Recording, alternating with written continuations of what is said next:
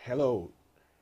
What is the opportunity that we have as Nigerians to work together to lead this country into a newer climb or a newer terrain? We have a lot of opportunities, and this show today is going to discuss those opportunities. You're welcome to Akweya TV, the home of history, culture, art, and development. We try to look at how things were in the past and how we all brought ourselves together to try and achieve one goal, and then what we can learn from that past. In the past, we had persons like the former Minister of Finance, the late Chief Awolowo, who he was a lawyer, he was an activist that fought for Nigeria's independence. And then he also came into governance, and we know now the impact of what he did. We also had persons like Nnamdi Azikiwe, who was also a journalist. He did a lot of work in advocating for Nigeria's independence, and also came into government, and we also saw what he did. Now, today on the show, we have someone who is a lawyer, who has been a journalist, who has been a development worker. He worked with ActionAid, and he's also a writer, just like these other great Nigerians that I just talked about. And he is no other than the author of this collection of poetry called To the Sun at Sundown. And you can see the name, it's in small print. And another collection, Deja Nigeria. This is a collection of his essays that were published in different newspapers. And I'm talking about someone, Obo Effanga. You're welcome, sir. Thank you very much. Obo is the Resident Electoral Commissioner now of the Independent Electoral Commission in Rivers State. And how have you seen this transition of yours? You've seen all the sides, as it were. The only thing missing here is a private sector experience, you know. Has there been any shift in how you view Nigeria's problems and the opportunities that exist? It's not a shift, but I think that it's helped me to understand the issues better, to understand the complexities that we have as a country from different perspectives. I remember that before I was appointed the Resident Electoral Commissioner, I was, like you said, I was working with ActionAid, which is a development organization, and I was also following what was happening in the political sphere and in the elections. I observed quite a number of the elections and also did a critique of the process.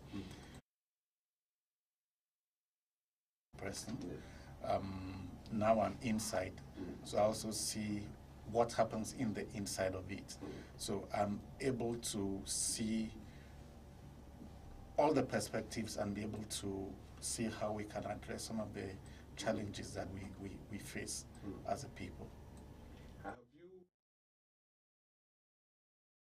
because you were very, outspoken, in terms of outspoken on the papers, you had columns, you wrote opinions.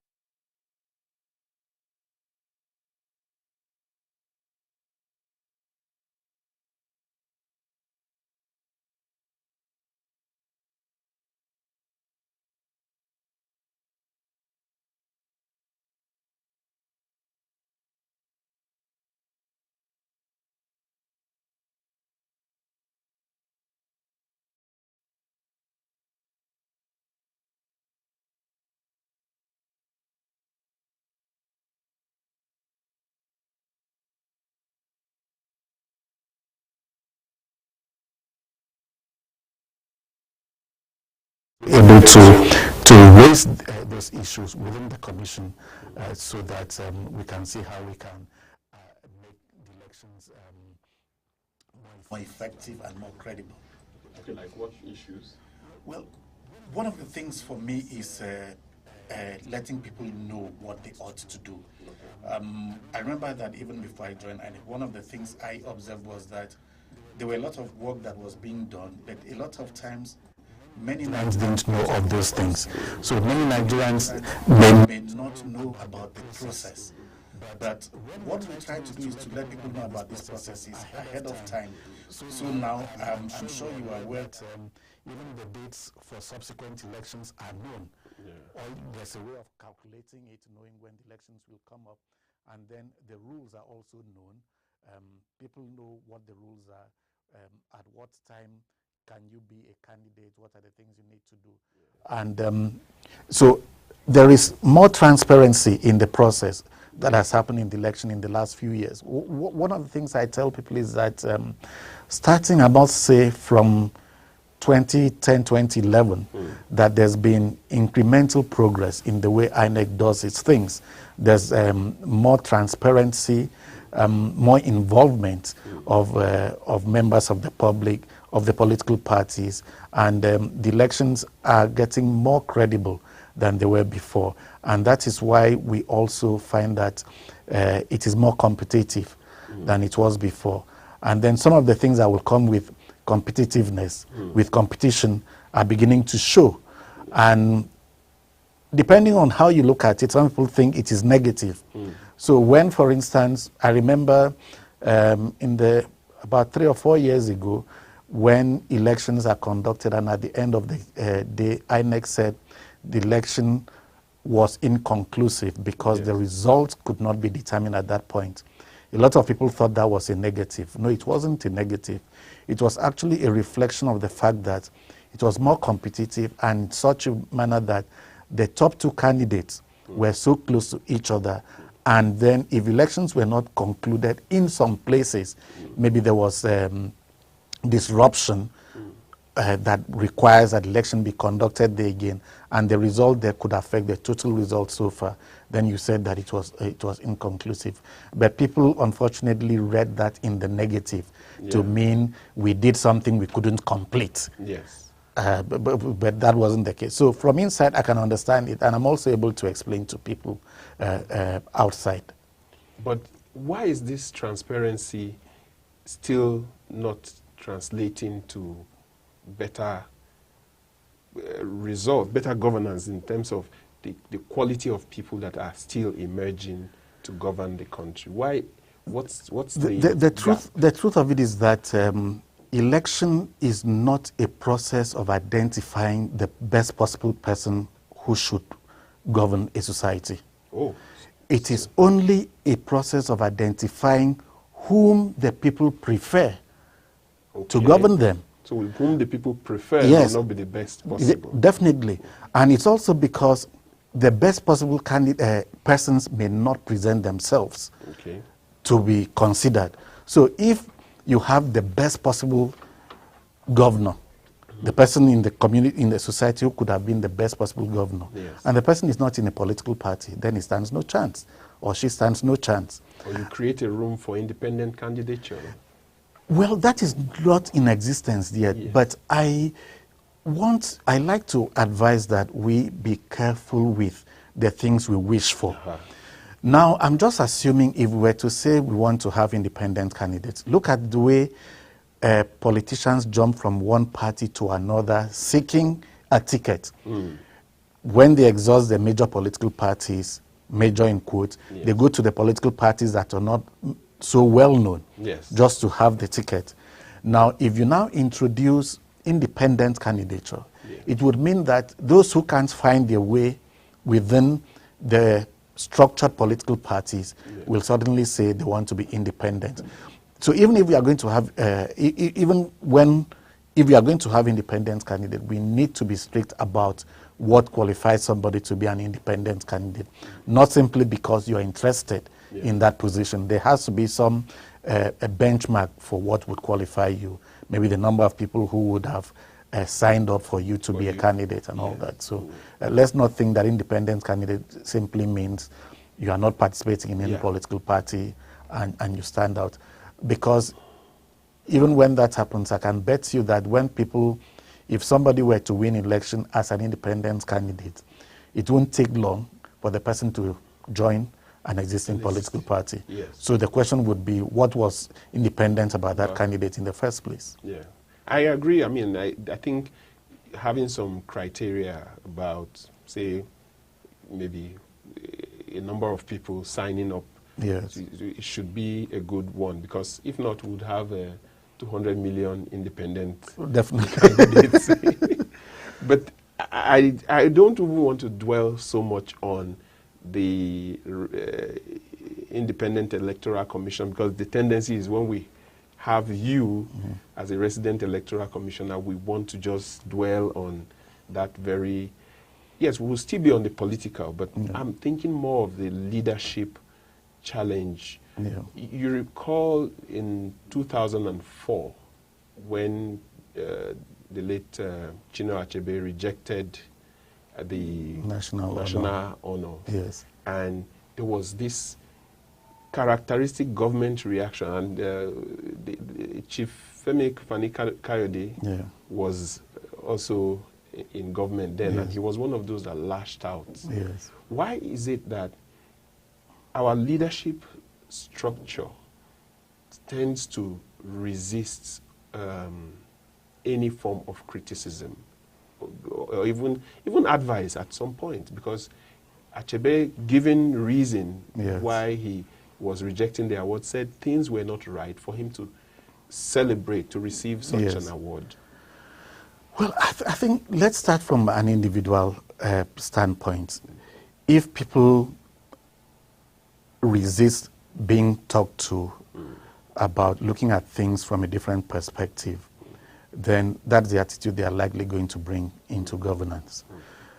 So it is important, and this is where I think that the institutions of state, the agencies for socialization, need to work on the individual, right from when one is a child, to realize that there are a lot of complexities in a society, and realize that people will reason things differently from them, and then they should learn to appreciate other people's views on an issue and allow those people to express it, even if they don't agree with it. But they should also consider that those persons may be right and they may be wrong. And so it starts from there. And then in our individual corners, people need to realize that you stand to gain a lot, even in your personal development, if you also learn from others, listen to others' perspective about what you're doing. There's a saying in my place, anyway, that the person who dances doesn't know how crooked his back is. Somebody has to point out to him. So there are a lot of things we may think that we are the best in doing that without knowing that we are not doing the best if we don't open up to know what others think about. So I think that as many times that we receive criticisms or people resisting or saying that what we are doing is not right or it could be done differently, we should be open to listening to those and see how we can gain from that knowledge and improve, because there's nobody who has reached the apex of development or improvement. Everybody wants to continue, otherwise we would all stop growing and die. So if we are going to grow, then you need to learn other things from other people. You don't need to accept everything, but it's important for you to also listen to other perspectives and then try to make the best out of it. So yes, it's wrong it's not leadership if you don't want to hear others' perspective and you're not willing to consider those other perspectives. One thing I have admired in your style, I've been seeing pictures on Facebook. I follow you on Facebook, and you have been having pictures celebrating your colleagues or your staff. Yeah. Why are you desecrating the office of the Resident Electoral Commissioner? Well, the thing is that the office is there. We have individuals. The office is more important than the individuals. So I'm just privileged to be the Resident Electoral Commissioner. When I turn up in my duty post, I always tell the staff when I meet with them that they have longer experience of working in the commission than me.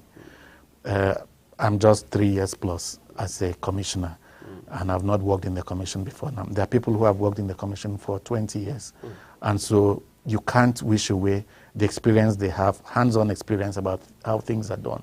So I try to recognize that fact amongst the staff, and some of the things I try to do is communicate with them in such a way that they feel free to offer opinions. So when decisions have to be taken with my management team, I encourage people to speak up, and then we take a decision.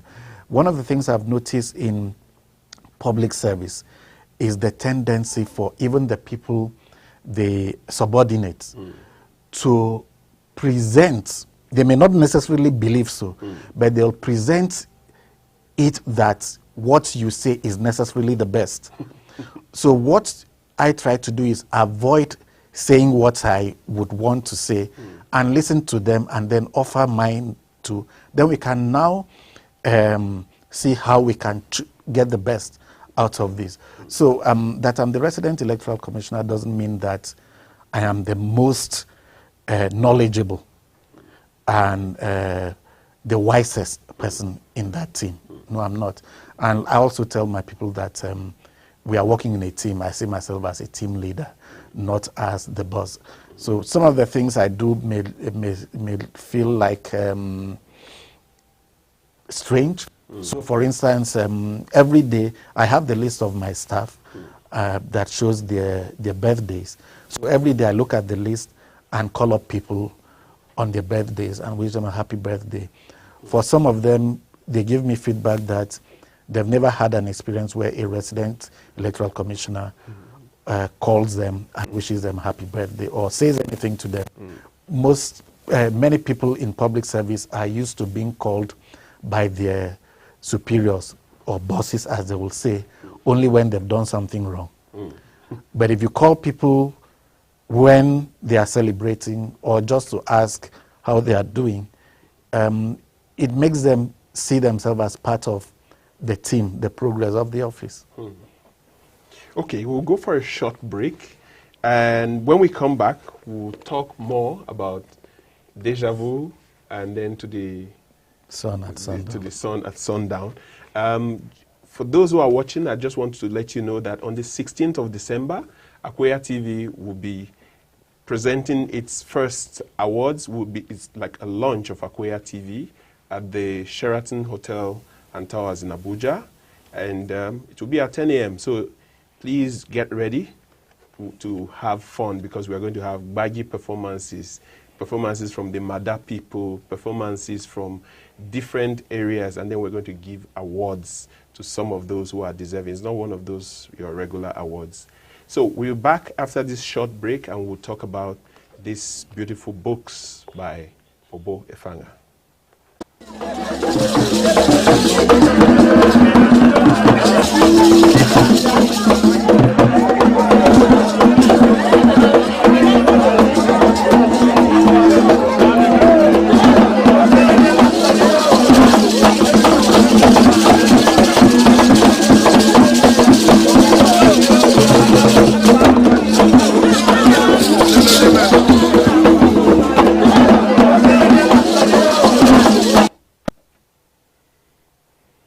Okay, so you're welcome back. On Akweya TV, we are having the conversation ongoing with Obo Effanga, the author of these two books, beautiful books. If you don't have a copy, there are copies in bookshops here in Abuja and in many parts of the country. And the books are available on many of the online stores, even internationally. So please feel free to search for Javu Nigeria, and then to the sun at sundown. Well, so why did you get into writing? Why you seem to love all styles of writing? You even studied mass communication as a diploma. Why did you go into writing? It seems like something that doesn't pay in Nigeria. Yeah, that's true. I remember one time when I was discussing with someone when I was growing up. I just left the university, and we're talking about possible things I would like to delve into, and I mentioned writing, and she said, writing doesn't pay in Nigeria. That's still debatable now. Yeah. I think my love for writing started when I was quite young, right from when I started school. My father was a teacher.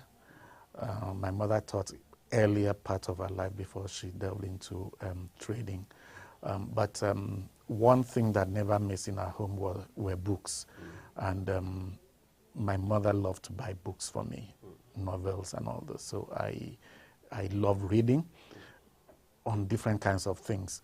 And then, so I started writing early enough, like expressing myself. I think people say I express myself better in writing than even when I speak. So I didn't set out to write poems really, but I found out that things happen and I write spontaneously, sometimes on social media. It could be just 4 lines, 8 lines, 10 lines, using poetry as my form of expression. And at a point, I started taking note of those things, storing them away. And then I now decided maybe I can put this together. And that is how I came up with to the song at Sundown. The other thing is that, yes, you said I studied mass communications at diploma level before I studied law. But studying both courses has really helped me in understanding society and also working in the area of development. And so And also causing trouble. They see lawyers and the media are the main trouble. Yes, but I wonder what the country would be if we didn't have those troublemakers. Okay. Yes. So I started writing. First, I worked with Nigerian Chronicle when I finished my diploma before I went to study law. So I wrote for a few times, on a few occasions. Worked for more than a year, a little over a year. And then when I finished as a lawyer, I found myself expressing my views on what was happening in the country. So I was writing things, sending to the media, sometimes legal opinions, and sometimes just opinions on different things, but mainly things to do with development, politics, human rights, social justice and stuff. And then before long, I found myself gravitating towards the media and writing things and columns. And so I now realize that a lot of things that we see happen now, the things people comment about, the things people agitate about, are things that we've passed through this before. Yeah. And so when I'm discussing with friends about something, and I said, I wrote about something like this. Let me see. So I go to my archives and pull it out, and it will look as if I wrote for the now. So I now decided that, okay, maybe it's time to bring out some of those old editorial commentaries and put them together in a book form so that people can see, and hope that it will also help us reflect more on our nation. Do you see writing helping this country out of its leadership challenges, as it were, where you have young people clamoring to lead, right? And they don't really know about the past. And I was listening to Sheun Kuti when he said, look, being young doesn't necessarily mean you are able to lead. Yes. That opportunities need to be created for young people to try their hands on leadership before they can say they want to lead. Yeah. Do you, when you write and people are not really reading them to inform their choices, does it make you feel useless? Yeah, it's cause for concern, because if people are not reading and learning some of the things that had happened and how those were addressed, it means that at every time they'll be trying to understand the present and try to proffer solution. But it would help if they also know about some of the things that had passed, that had happened in the past, and what led to those so that we can avoid them, and how they were addressed, and if they were not addressed, what needs to be done to address them. So I think that if we are going to have good leaders, there must be people who read and try to understand things, not just like you quoted, you made reference to what Seun Kuti said. The mere fact that you're young doesn't mean that you must necessarily lead. And the mere fact that you are older doesn't necessarily mean that you are a better leader. So you need to be groomed for this. You need to learn the steps. So if somebody is going to lead, we need to see what the person has done in terms of leadership in other spheres. Because leadership is not necessarily what you see in the public. It could also mean how you relate with people immediately around you. How do you relate with your neighbors, your family members? How do you relate with even your environment? So if you have somebody who doesn't care about the environment and could litter the environment, how can that kind of person be trusted to lead other people and manage? Because you won't only be leading people, you'll also be managing the environment and the society. So there's quite a lot that goes into leadership, and people need to learn all the rudiments of the various things that go into this if they are going to be effective leaders. And all the other things like night meetings and all of that, that inform the decisions that you people make, even the politicians. Yes, it's quite interesting. But really, I think that the idea of people staying very late to take decisions, it's not that time of the day that the decision is taken that makes it a better decision. But sometimes it could also be a strategy to ensure that fewer people are on the table when the decisions are made. So people need to resist that and ensure that decisions that have to be taken are taken at the time as many people as possible that are stakeholders in that process are involved to participate in that. But you see, just like you said, in politics, there are a lot of things people do to limit the number of people who will be available to take the decision. And keeping the meeting very late is one of those. Fewer people will have the stability, the stamina to stay that long. And then also even fixing meetings suddenly. So you hear people in political group say that, oh, well, we consulted. So at what point was the notice given? We've even seen situations where important decisions have to be taken and they wait until it is very late, and then information is sent for people to get around to take that decision within 30 minutes or 1 hour. It means that from the beginning, the intention wasn't for everybody to be involved in that process. So that's another thing about, I say about a problem of leadership. There's the tendency to try to eliminate so many people from the process. And there are a lot of ways they do this. One way of doing it is to say, in trying to eliminate somebody, you can say something like, you know, this guy didn't grow up here, so you won't understand this. So if you go to some states, the discussion is, no, we would rather go with people who have lived there all their lives, not those our people who are staying outside the state. So you now begin to have the home-based and those who are based outside. That could be a basis for discriminating and eliminating other people. Some other person could talk about level of education or where they even studied.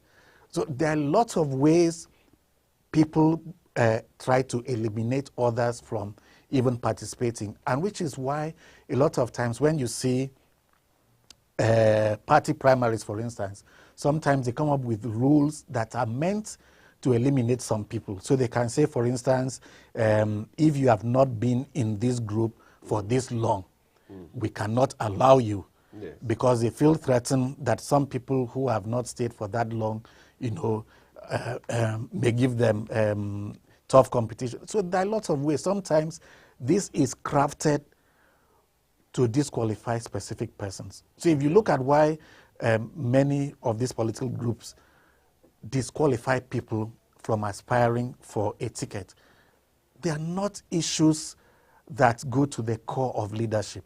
Yeah. Okay.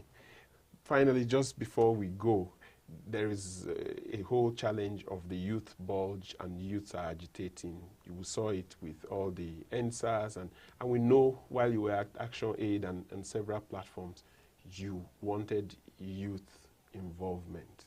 Yeah. What are you going to advise, you know, to the government and all the actors involved in the current situation in Nigeria? This will be my last question, since we just... I think that everyone has come to the understanding that we need to expand the pool from which we select our leaders.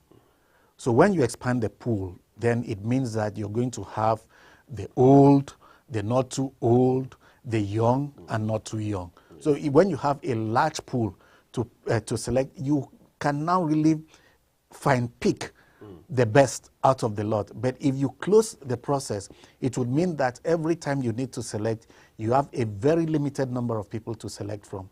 And so anybody who wants to be considered for such selection should also prepare himself or herself. So what are you bringing on to the table? You are not just bringing your age to the table.